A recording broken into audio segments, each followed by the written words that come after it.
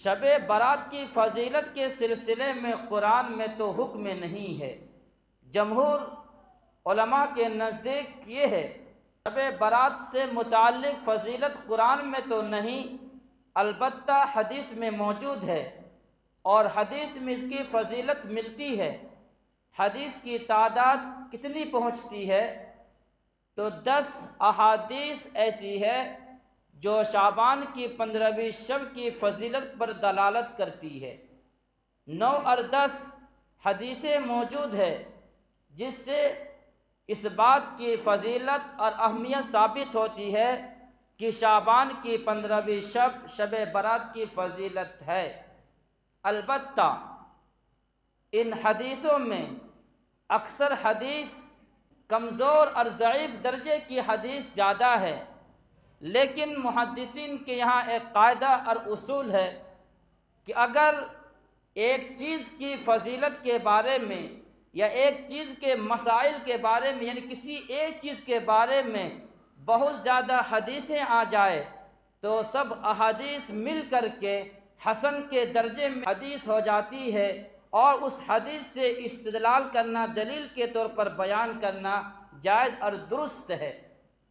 ایک بات تو یہ ہے کہ متعدد طرق سے یہ حدیث مروی ہے، کئی اسانید کے ذریعے سے یہ حدیث مروی ہے، جس سے یہ حدیث کے اندر جو ضعف تھا اور جو کلام تھا اس حدیث کے اندر وہ ختم ہو جاتا ہے، اور حسن لغیرہ کے درجے میں یہ بات آ جاتی ہے۔ یہ علمی بات ہے، سمجھ لے تو ٹھیک ہے، نہ سمجھے تو کوئی بات نہیں ہے۔ ان لوگوں کے سمجھ میں آ جانا چاہیے جو اس بات کا انکار کرتے ہیں۔ دوسری بات، شب برات کی فضیلت کے بارے میں یہ حدیث میں نے کہا کہ اس قابل نہیں ہے، لیکن فضیلت میں ضعیف حدیث چلتی ہے۔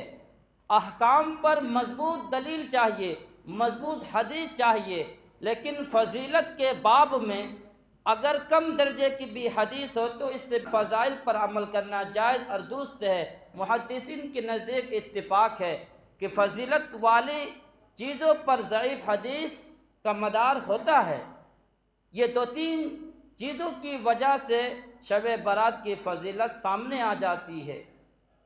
تیسری بات، امت کا، اسلاف کا اس پر عمل رہا ہے، تعامل رہا ہے، اور کسی مسئلے پر امت کا عمل رہا ہو، کسی مسئلے پر اسلاف کا عمل رہا ہو تو وہ بھی قابل استدلال ہوا کرتا ہے۔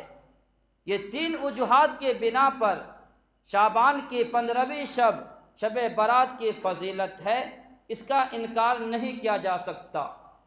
ایک زمانے سے لوگ ہیں اس رات میں عبادات، ذکر وغیرہ، کچھ زمانے میں لوگ پیدا ہوئے ہیں فتنے کی شکل میں اور اسے بھی انکار کر دیا کہ نہیں، شعبان کی 15ویں شب کی یہ بدعت ہے، رسم ہے، رواج ہے، جاگنا بدعت ہے، عبادت کرنا بدعت ہے۔